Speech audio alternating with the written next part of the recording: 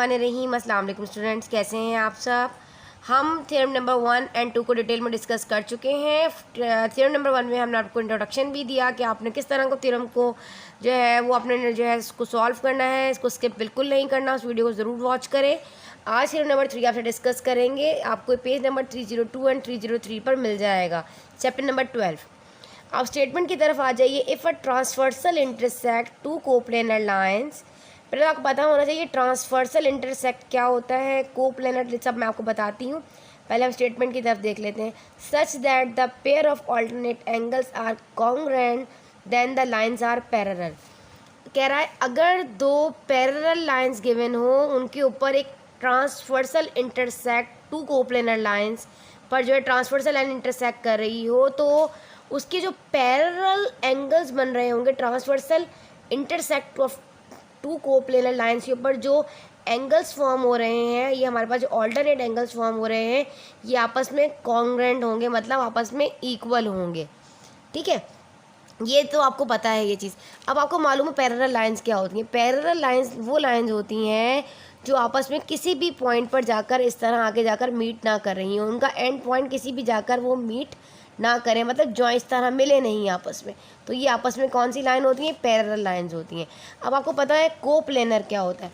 को मतलब होता है टुगेदर, और प्लेनर मतलब एक ही प्लेन पे। फॉर एग्जांपल ये आपके पास जैसे अर्थ है, अर्थ का कोई प्लेन नहीं होता, अर्थ राउंड होता है। ये मैं इस बोर्ड की बात कर लूँ या इस पेपर की बात कर लूँ, जिस तरह ये पेपर लगा लीजिए। इस पेपर के कितने एजेस हैं, इस पेपर के 4 एजेस हैं। अगर मैं इसके ऊपर 2 लाइन्स एक ही पेपर के ऊपर डाल दूँ तो मैं कहूँगी क्या ये कोप्लेनर है। जी, मैं आप कहोगे मिस ये एक ही प्लेन पर है, तो ये दोनों लाइन्स आपस में जो है वो कोप्लेनर है। अगर मैं इसके ऊपर एक और पेपर डाल दूं और इसके ऊपर एक और लाइन डाल दूं, तो ये क्या आपस में कोप्लेनर होंगी। आप कहेंगे नहीं मिस ये कोप्लेनर नहीं है, क्योंकि वो लाइन एक अलग पेज पर है और ये लाइन एक अलग पेज पर है। एक ही पेज पर अगर 2 लाइन जो है वो होंगी तो वो आपस में कोप्लेनर होंगे। ये चीज़ आपको उम्मीद है समझ आ गई होगी। अच्छा, आगे कह रहा है the pair of alternate angles क्या होते हैं। ऑल्टरनेट एंगल भी हम जो है उसको पहले जब हमने थ्योरम नंबर 2 किया था वहाँ पे आपको डिस्कस किया था। जिस तरह आपके पास देखेंगे दो आपके पास ये 2 पैरेलल लाइंस हैं, इनके दरमियान हमने एक ट्रांसवर्सल इंटरसेक्ट, अब ट्रांसवर्सल इंटरसेक्ट बताती हूँ क्या होता है। अब ट्रांसवर्सल इंटरसेक्ट ये होता है कि हमारे पास स्टूडेंट्स के इंटरसेक्ट जो ट्रांसवर्सल लाइन है इंटरसेक्ट करे किसी भी 2 पॉइंट्स के ऊपर, 2 पैरेलल लाइंस के ऊपर जो इंटरसेक्ट करे। देखो डिस्टिंक्ट पर जो है हमारे पास जो है पॉइंट हो, ये डिफरेंट पॉइंट्स के ऊपर इंटरसेक्ट करे। देखो ये मेरे पास पैरेलल लाइंस थी, इनके ऊपर एक लाइन इस तरह हमने ड्रॉ कर दी जो यहाँ पर कट कर रही है किसी भी 2 ऑल्टरनेट लाइंस को, और इनके दरमियान जो एंगल्स बन रहे हैं ये आपस में जो है ऑल्टरनेट एंगल्स हैं। अब किस तरह ऑल्टरनेट एंगल, देखिए मैंने एक लाइन ड्रॉ की, अब इसके अंदर यहाँ पर भी एक एंगल बन रहा है, यहाँ भी एक एंगल बन रहा है, इस तरह यहाँ भी एंगल बन रहा है, यहाँ भी एंगल बन रहा है। इसको मैं ज़रा बड़ा करके आपको बताती हूँ समझा कर। ये देखें जैसे ऐसे ऐसे, ठीक है। अब ये एंगल 1 है, ये एंगल 2 है, ये एंगल 3 है और ये एंगल 4 है। तो आप कहोगे मिस हमारे पास 1 और 3, ये हमारे पास जो 1 और 3 है ये दोनों, ये हमारे पास ऑल्टरनेट एंगल है। 1 3 का ऑल्टरनेट है और 2 4 का ऑल्टरनेट है। 1 और 2 ये दोनों आपस में एडजेसेंट है, ठीक है, इसके बराबर वाला एडजेसेंट होता है। और एक्सटीरियर एंटीरियर का क्या होता है, अंदर वाले जो होते हैं वो एंटीरियर होते हैं, एंटीरियर बाहर वाला जो होता है वो एक्सटीरियर होता है। अभी यहाँ पर एक्सटीरियर एंटीरियर का कोई जिक्र खास नहीं है, लेकिन फ़िलहाल ये मैं आपको बताती जाऊँ। यहाँ पर बात हो रही है एंगल 1 और एंगल 2 की। वो कह रहा है कि जो उसके ऑल्टरनेट एंगल्स हैं वो आपस में क्या है, इक्वल हैं। जो हमारे पास जो ऑल्टरनेट एंगल्स आर कॉन्ग्रुएंट हैं, दोनों आपस में इक्वल है। तो यहाँ पर बात हो रही है एंगल 1 और एंगल 2 की। देखें इस तरह, दिस वन इज एंगल 1 और ये हमारे पास है एंगल 2।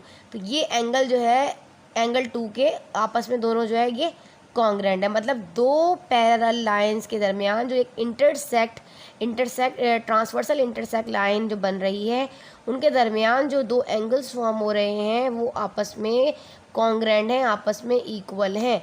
हमें इस पूरे थ्योरम में इस चीज़ को डिस्कस करना है, ठीक है। चलिए, ये तो आपको बात समझ आ गई स्टेटमेंट। अब हम इसको मैं यहाँ से मिटाती हूँ, अब मैं आपको बताती हूँ आगे क्या है। ये चीज़ आपको समझ आ गई यहाँ तक। अब मैंने इनके नंबरिंग कर दी। ये मेरे पास ए बी, कुछ भी आप कर सकते हैं। एक लाइन मेरे पास जो ऊपर दी है ये ए बी है और सी डी, ए बी और सी डी जो है दोनों पैरेलल लाइंस हैं। और 2 को प्लेनर लाइंस भी हैं, ठीक है ना स्टूडेंट्स। और ये ट्रांसवर्सल लाइन जो आपके पास आ रही है, ये इसको मैंने ई का नाम दे दिया, इसको मैंने एफ का नाम दे दिया, जो कट कर रही है एक पॉइंट पी पर और एक पॉइंट क्यू पर रिस्पेक्टिवली। यही चीज़ है। और यही चीज़ देखें मेरे पास गिवन में है, A B and C D are 2 coplanar lines and transversal E F, ये ट्रांसवर्सल लाइन जो है ई एफ कट कर रही है at point P and Q respectively. ये चीज़ समझ आ गई आपको। इसमें आपके पास एक एंगल 1 और एंगल 2, ये जो है ऑल्टरनेट एंगल्स है, पेयर ऑफ ऑल्टरनेट एंगल है। एंगल 1 जो है वो जिस तरह मैंने आपको बताया, एंगल 1 एंगल 3 का ऑल्टरनेट होगा और एंगल 2 जो है वो एंगल 4 का ऑल्टरनेट होगा।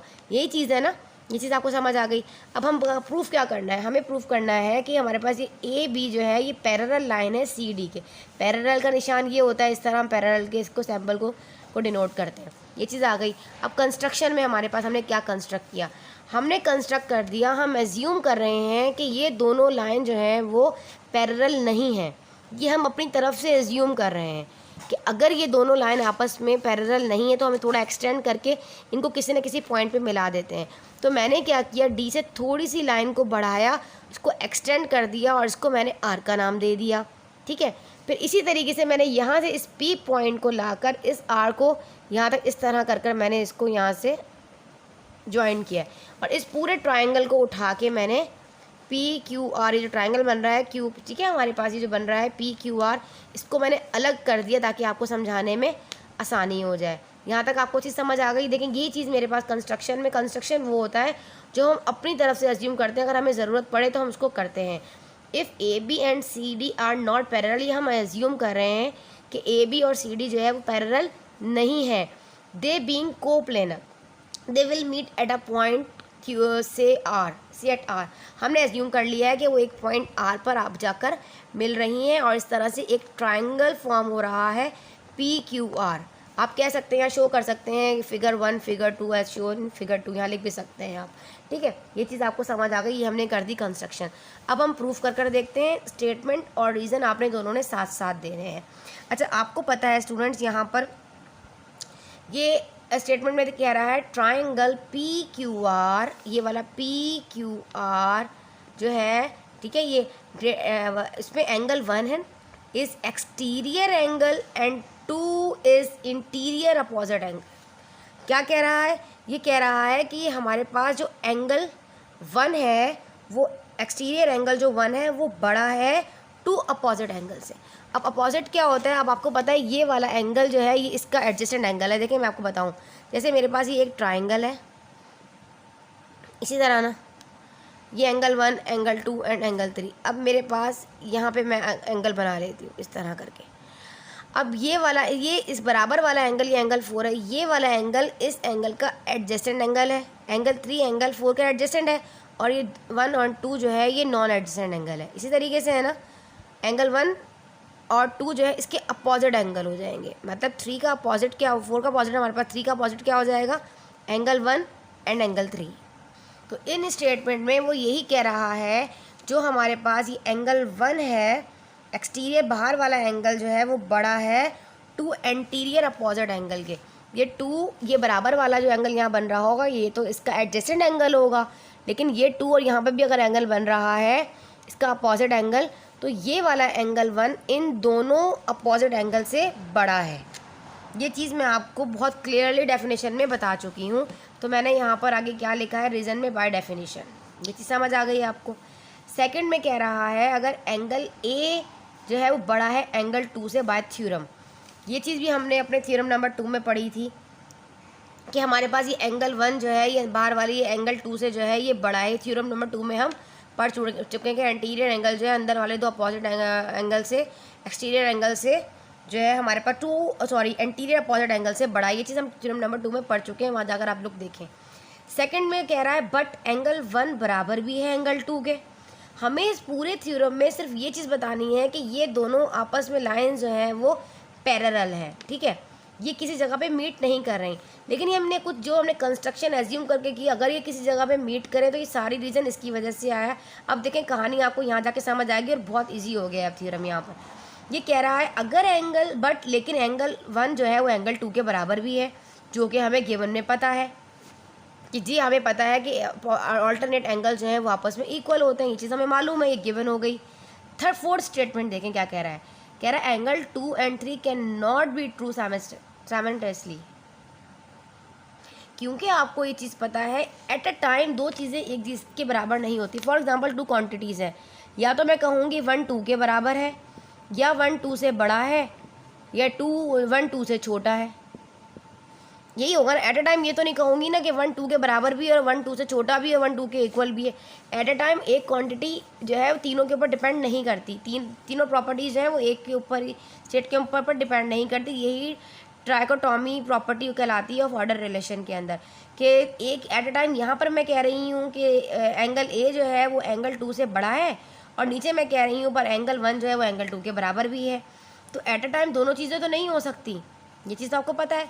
तो 4 में मैंने क्या कहा, मैंने कहा कि angle 1 is greater than angle 1 is equal to angle 2। ये इक्वल है, ये ट्रू है, ये बात बिल्कुल ठीक है कि एंगल 1 जो है वो एंगल 2 के इक्वल है, क्योंकि हमें पता है कि ऑल्टरनेट एंगल जो है वो एक दूसरे के बराबर होते हैं, ठीक है।